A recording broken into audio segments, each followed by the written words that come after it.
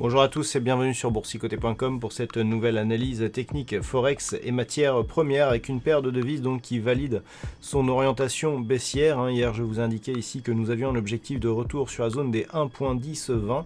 Et bien c'est chose faite, on a eu un contact ici sur cette zone avant un rebond technique qui valide donc ce support. Alors d'un point de vue global, on est donc dans une phase de neutralisation.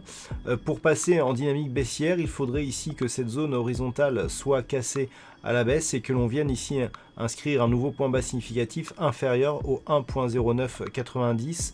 On est vraiment sur cette route puisqu'on peut voir ici que on est vraiment dans une perte de cette dynamique haussière qui n'était déjà pas très forte. Donc une éventuelle rupture ici de cette zone de support sur laquelle nous sommes en train de rebondir actuellement, validera certainement un changement de la dynamique qui deviendra donc baissière sur la paire de devises euro-dollar. Et si tel est le cas, nous aurions un objectif donc qui serait ramené à 1.0930 en cas de rupture ici des 1.0990. Et puis sur la paire de devises livre sterling contre dollar américain, nous avons une tendance qui s'équilibre. Hier je soulignais une possibilité de dynamique haussière ici puisqu'on avait cassé ici la zone des 1.3120. Cette configuration s'est éteinte puisque malgré un nouveau point haut significatif, on revient ici sous la moyenne mobile 20 exponentielle. Donc il semblerait que l'on se neutralise ici aux alentours des 1.30 juste avant le passage du Brexit qui, je le rappelle, aura lieu en fin de semaine prochaine. Donc neutralisation ici sur cette paire de devises GBP-USD. On aurait une résurgence ici d'une possible dynamique baissière en cas de rupture des 1.2970.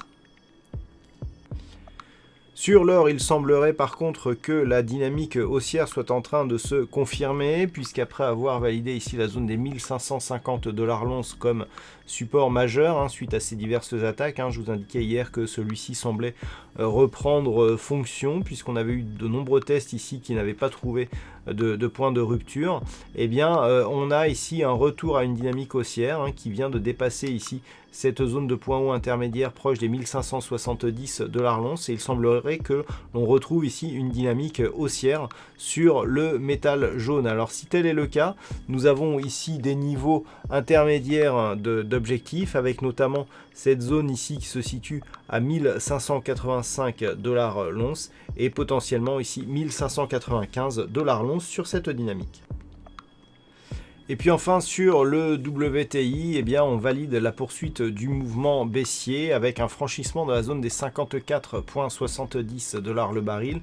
Ce niveau qui était un objectif depuis assez longtemps. On avait vu ici qu'il y avait eu un mouvement de baisse qui était venu tester ce support avant un petit rebond technique. On a donc validé la cassure de cette zone avec donc une poursuite donc au-delà de celle-ci. Donc on confirme la validité de la poursuite du mouvement baissier. La rupture du retracement à 61,8% de Fibonacci est confirmée ici par la rupture des 54,70 et désormais le prochain objectif se situe à un retour possible sur la zone des 51 $ le baril.